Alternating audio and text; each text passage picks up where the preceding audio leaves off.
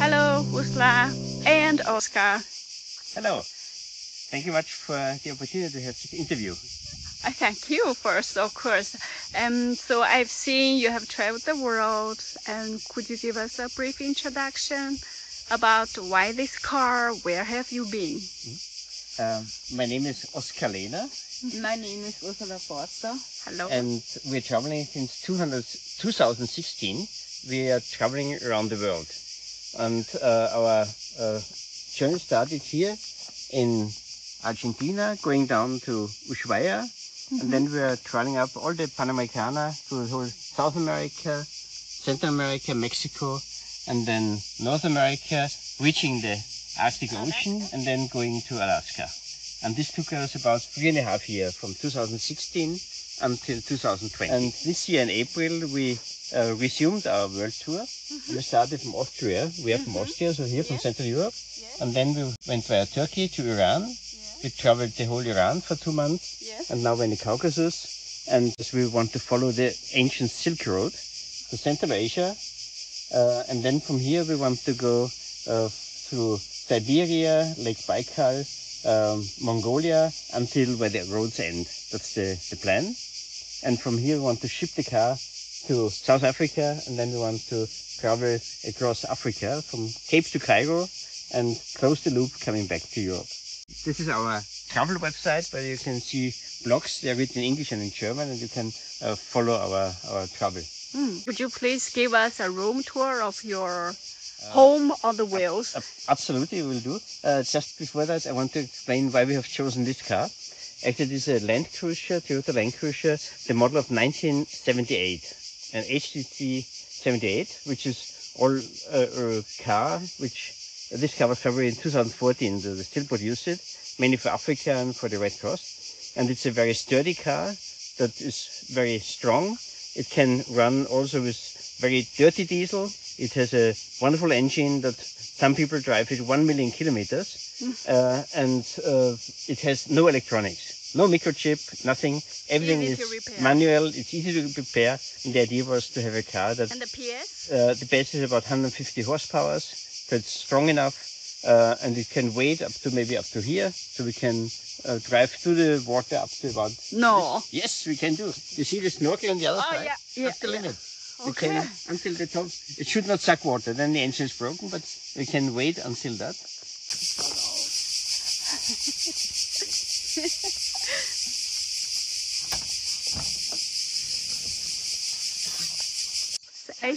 In our home.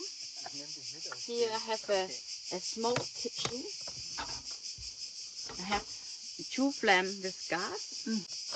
And here I have my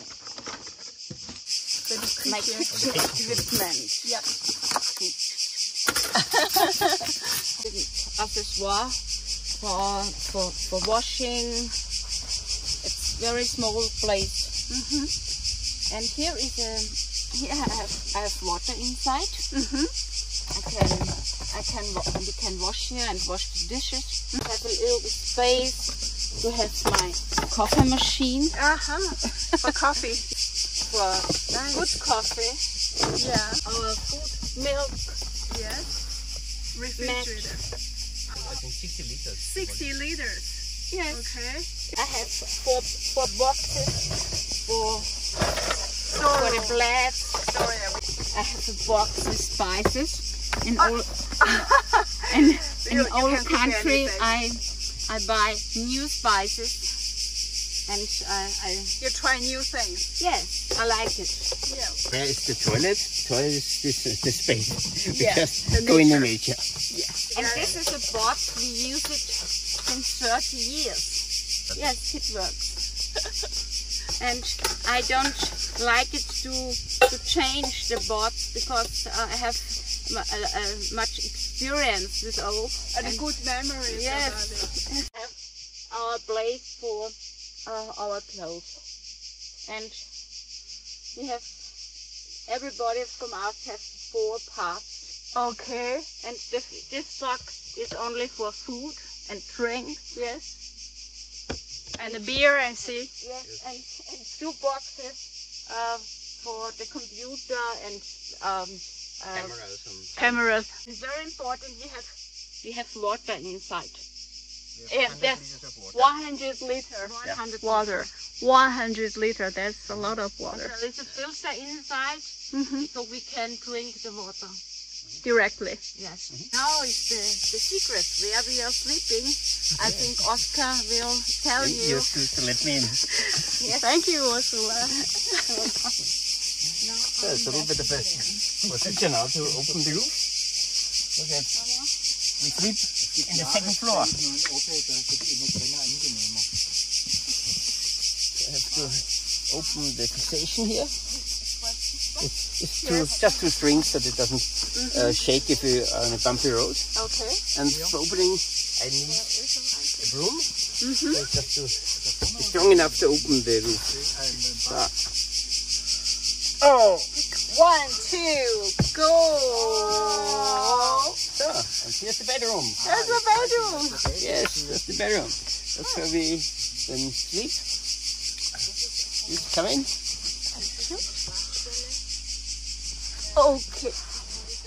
Wow, that's a lot of space. Then we can zip all the sides, left and right, so that when it's hot, we have a cool breeze. So it's I also see. it's a mesh against the mosquitoes, and we can open by here all three sides, and it's quite comfortable to sleep there. And I see that you can go from this part to The front part, we can. It's a little bit of crawling, but it's also a safety aspect. So in case we're sleeping and somebody wants to intrude the car, and of course we have some chemical maze to defend us, but it is also we can then quickly rush forward and start the engine and drive off, which is a safety aspect. as far as I know, you have a house in Austria. So how big is your house on the wheels? 3-4 square meters. 3 or 4 square meters. Of your traveling story is amazing.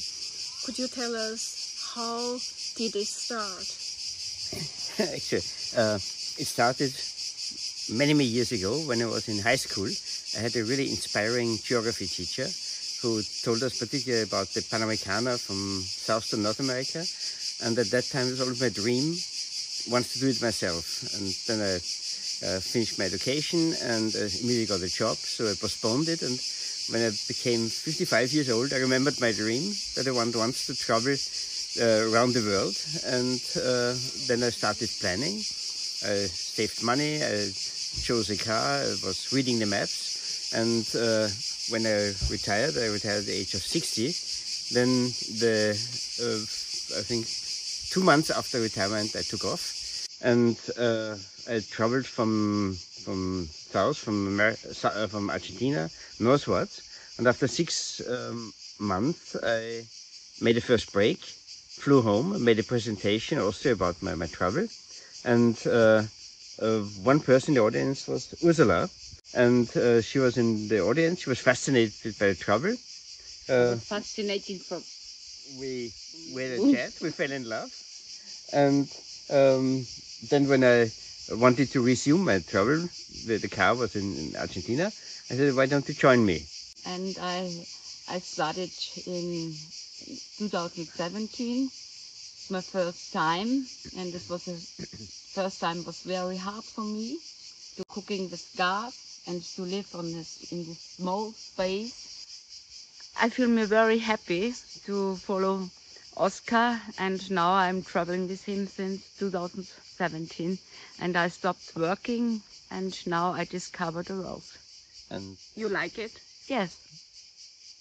What are the most unforgettable experiences you have experienced? want to start? I think it was the time we have been in Canada, and we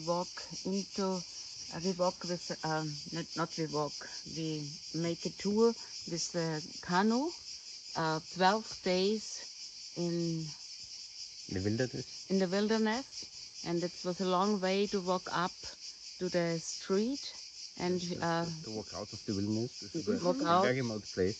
And there were a lot of grizzly bears and unknown area, unknown space, but we did it. And all our navigation devices were already down because on the 12th stage we had no energy left in the batteries. So at the end, and the compass didn't work because it was so close to the magnetic North Pole. Navigate. We only could then use the sun for navigation because all the batteries were down. And That after was a narrow escape. That was a narrow escape, yeah. Challenging. And we were very hungry. and we got very slim.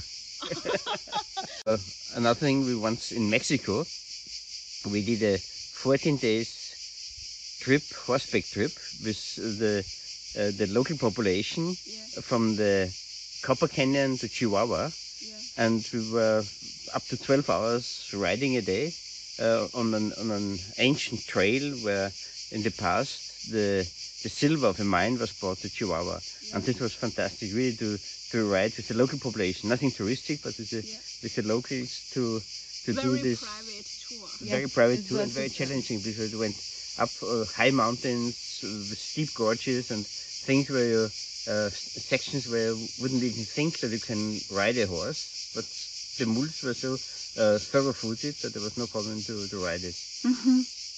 There are many people they would like to try something like you have done. And what are the tips? What are the most important things you are going to tell these people? Well, for me, when traveling, I think the most important is try to learn the language of the country you're going to. And of course, you cannot learn each and every, but if you go to Latin America, you definitely should try to learn Spanish because it gives you so many more possibilities to interact with the population, to avoid misunderstandings, to gain information from what people tell you, and it's also a safety issue if you speak the language. Beyond that, part of the planning is that there are now so many wonderful apps that help you with regard to navigation and getting the information for traveling. We particularly use iOverlander, others use Park4Night. That gives you all the information where you can stay in a safe place, and so you plan already ahead. Because in some countries it's a safety issue not to travel after dark. And beyond that, when I started planning the journey, many people said it's dangerous and what you're doing and so on, and I was a little bit scared before I left. But once when you are started, you realize you do it just step by step. There's nothing else. It's not different from if you make a 2 weeks holiday. You also plan a week ahead, and that's the same you do in such a journey. You just plan the next couple of 100 kilometers and the next couple of 100 kilometers, and if there are problems far ahead, then there's this old saying, we cross the river, we cross the bridge when we are there. So don't always think something in 3 months there's a different section. When you're there, then you prepare for that, and you plan, you get the information, and then you do it. And take your time. Take your time.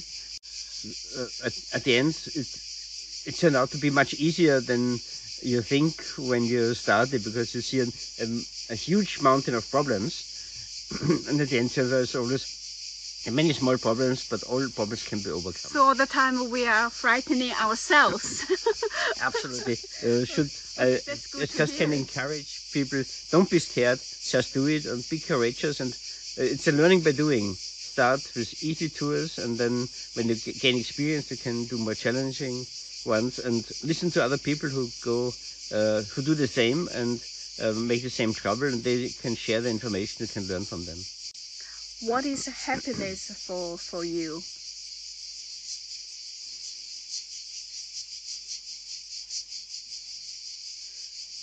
I think the happiness is to discover new landscape. I think now we are in the national Vaslovani, and I'm so impressed from the different parts of the landscape here. And you can sit down and look, and you see, wow, it's beautiful, the nature. Is that why you are traveling? Is that the highlight, the nature?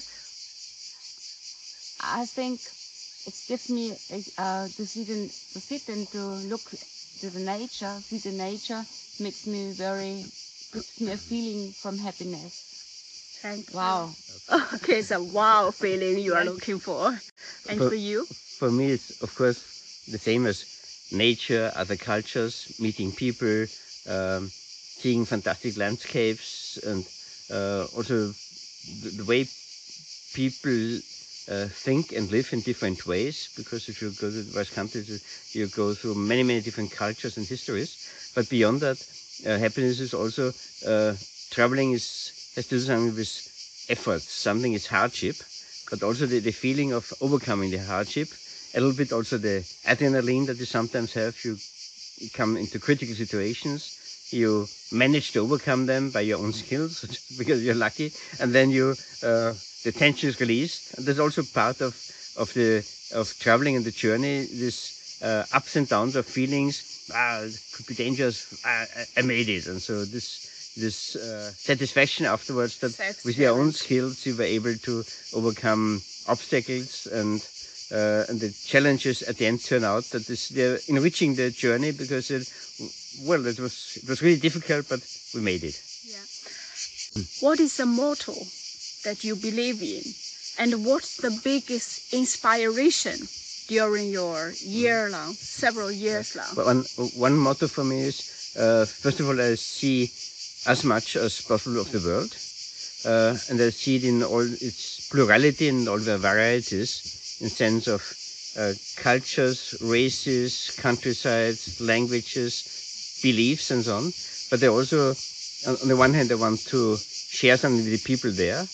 I want to also tell them about other countries and about my own country. But we also try to document it, and I want to share it with people around the world who are following us. And first there were people from my own country, but to travel, more and more people joined us who then look at our website, and for them they can compare.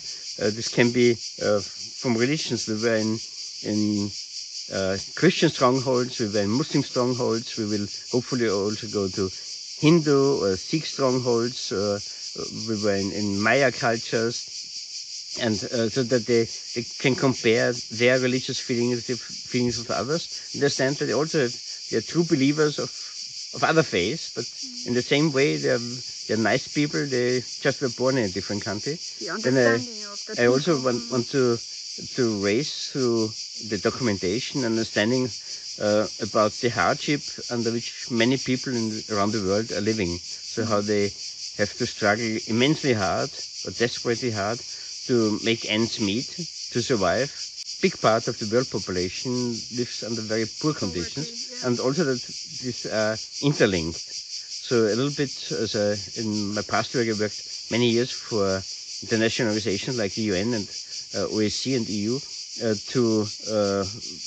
who try to mediate or moderate conflicts, and to promote certain values of human rights. For me, it's also to make an understanding among people who follow our website or listen to our presentations about other cultures, to make them understand that this is not because they are alien or foreign or whatever, that these are not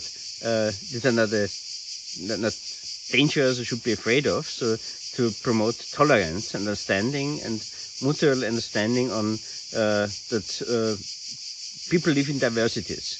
Yeah. And that diversity is something very rich, and that the way how we live in one country is not the only way how you can live. So in German we say that über den Tellerrand hinausschauen, to look beyond your own plate of food and to see that the rest of the world might be completely different, and they're right if they're different. So first understanding, and then tolerance, and then peaceful coexistence. Yeah. Can I ask, how could you afford it? I didn't spend my money, so others build a second house, have this expensive car. So I saved the money because I had the dream to make this travel. And so my priority was not to have a weekend house, but to have the money for the journey. Does it really cost that much if you travel the world? It depends how you travel, with which car, where you travel. We estimate the range is somewhere between $2,000 and $4,000 or euro. Per month. Per month. That's about the range. And then sometimes we go we sleep in a hotel that adds cost. very often we make tours which might be expensive. So we do diving, or we take an excursion somewhere in an exotic area where you pay the guide. So that adds to the cost. But if you want to do it on a cheap side, then this is you can save money, and it's not so expensive. You can particularly if you sleep in the car, you have basically only the fuel costs and the food. Ursula washed your own clothes, I saw. You're very... A big story. Okay, I would like to have that big story. It is nothing to do with saving money. That's another reason behind. So would you like to share? I wasn't saving the money for washing, but I like it to have clean clothes. And Okay. now the last 8-10 days, we have been here hiking or in the national park, and everything is touched. And I feel me better if the clothes are washed. Okay, sorry. In addition, it does it sometimes. There's a cleaning and whatever. It gives us a feeling of being at home, doing homework. It's my home, and I want to have that it is clean. And the feeling of normality. What is the favorite places for you? Okay, that place I want to be back again, or that place I want to live there forever, or maybe for a long time. To the earth. I think my favorite place is in Mexico, in Batopilas, where we did the horseback riding. I will go back some days, but not for living, for some weeks. Yeah, where do you like to live then? I think my home base is in Austria, Yeah. in my own house, and with my garden. I do not plan that I stay in another country for a long period. Okay. For me, the same. I also want to live permanently in my country, but I like traveling. So my home base is Austria, and as you're from China, we live very close to Hallstatt. It's about, I think, 60, 70 kilometers away. So we are living in a beautiful environment with beautiful mountains, green meadows, rich of water and high mountains. So it's really beautiful there. But is there a place that you want to pay a second visit or third visit? I was particularly impressed in our journey about Peru. Was very impressive. Simply this multitude of cultures, the history, the countryside, fascinating. I was really impressed by Mexico, and also the same place that Ursula mentioned. Utah was absolutely highlight. Utah in the United States, and then Northern Canada and Utah Yeah. in the United States was absolutely highlight. The national parks. We spent 2 months there. It was really fascinating. And then Northern Canada and Alaska was great. That's definitely where we would like to come back a second time. This is part of the journey so far. But also I lived some time in Africa, and Rwanda was a fantastic countryside with the animals, and there are plenty of places where we might love to live. And Kyrgyzstan, I lived 4 years in Kyrgyzstan, and Kyrgyzstan, this mountains and also this remoteness, something that attracted me very much. Usually we got attracted by the people, the place, the scenery, and the food. What is the most unforgettable food you have experienced? What's called the Heuschrecken. And Grasshoppers. barbecue. Barbecued, yeah, cooked. You liked it. I did, yeah. Well, And you? Did you try? I tried a little bit. The foods? well, we're open to any food, but when we are somewhere and they have exotic food, then we also try it. And we tried any kind of, like, I was eating somewhere in Colombia grilled ants. Ants, yeah. How They could were you very grill big ones. ants? They were very big ones. Big ones, and they were salted, and you eat them roasted. How does it taste? Only the salt. Only the salt. Only the salt. But in Kyrgyzstan, at the end, you eat a sheep, and at the end comes the skull, and you eat everything of the skull, the ears, the eyes, and so on. It's also, it only tastes the spices you add, but that's the tradition. And whenever we're somewhere where they have food which is completely different from what is our normal dietary, we try it. Because you are forced to try because of their hospitality, or you really want to try this? We want to know it. We're curious. Because of curious. I remember that we did a long hiking tour, 2 weeks around in Peru, in the mountains, and our guide was catching fishes, small fishes from the river, and they were the best fishes. Because we were so hungry. We were so hungry. Okay, thank you very much. You're welcome.